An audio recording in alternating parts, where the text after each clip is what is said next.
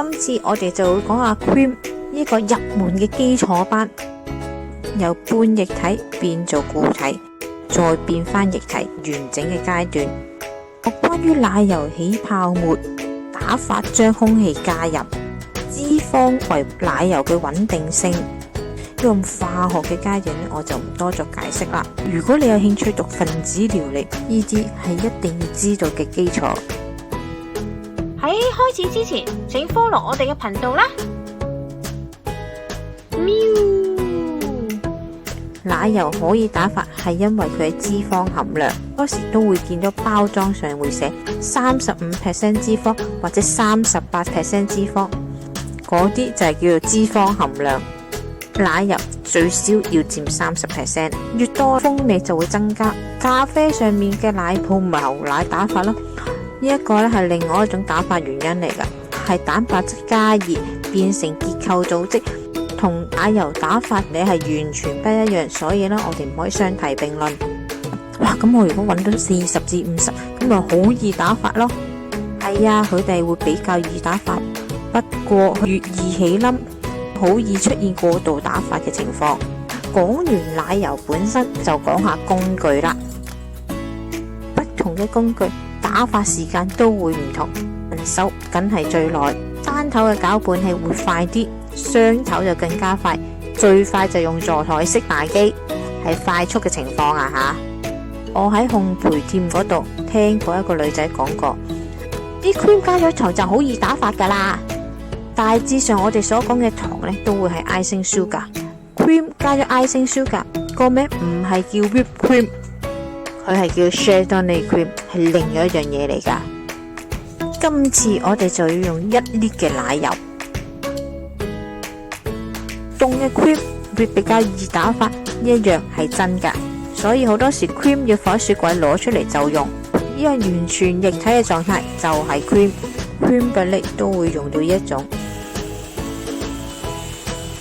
空氣嘅加入會越嚟越厚身，體積都會開始膨脹。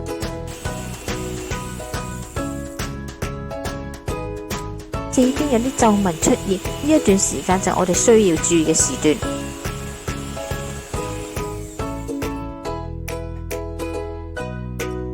再打發10秒至15秒就會進入 semi whip， 可以做到型，但係有半液體。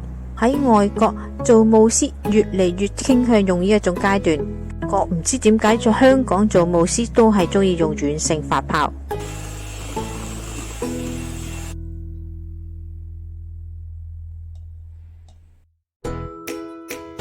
再打發10秒，拎起有個彎端，呢個就叫做 soft peak。再打5秒，側邊嘅皺紋越嚟越多，呢種叫做硬性發泡 hard peak。脂肪成分太高或品質唔係太好，都會喺呢個階段起粒粒。當日擠花當日用就可以用呢種階段。再打5秒，奶油變得更熱。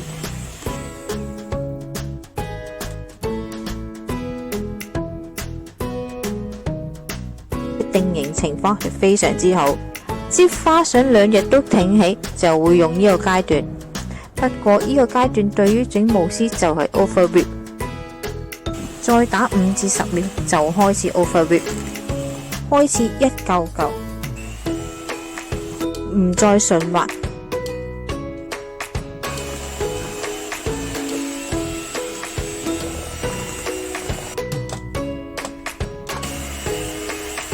水油分離得咁強勁，仲可以做啲乜嘢呢？唉，係咪乜嘢都唔可以做啊？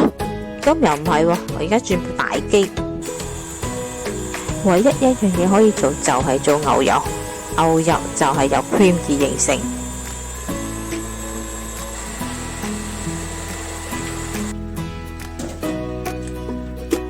越打水標出嘅情況就越多。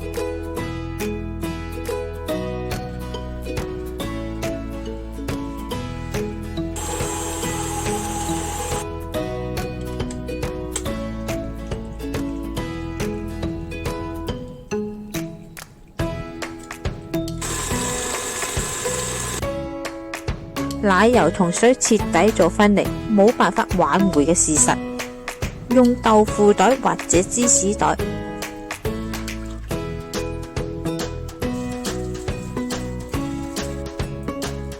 白色嘅水就係叫 buttermilk， 鬆餅、scone 全部都會用到佢，逼出佢入邊所有嘅水分。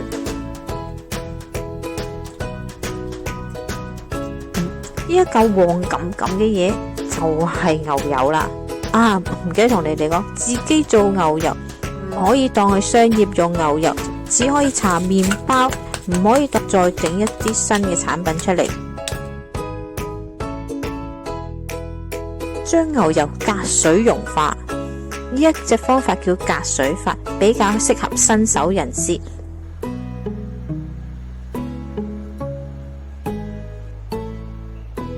之後牛油分為2層，面頭嗰層油煮西餐呢就成日都用，叫做澄清牛油。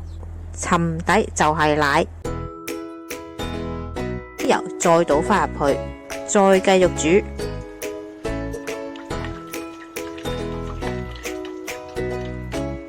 變咗深啡色咗，聞到一陣好香嘅榛子味。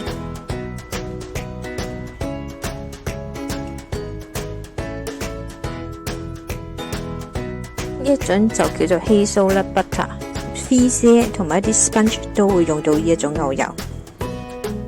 不過如果係你阿 chef 叫你整 hazelnut butter， 有一樣嘢你要問清楚佢嘅就係佢要嘅顏色要幾深。每個廚師對於 hazelnut butter 嘅顏色都有唔同嘅要求。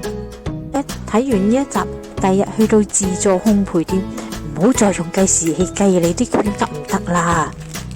你又佢，真係要用肉眼嚟睇翻自己啲 cream 噶。今日嚟到呢度啦，詳細嘅食譜我哋會擺落 Facebook 嗰度，有興趣嘅大家可以去睇一睇。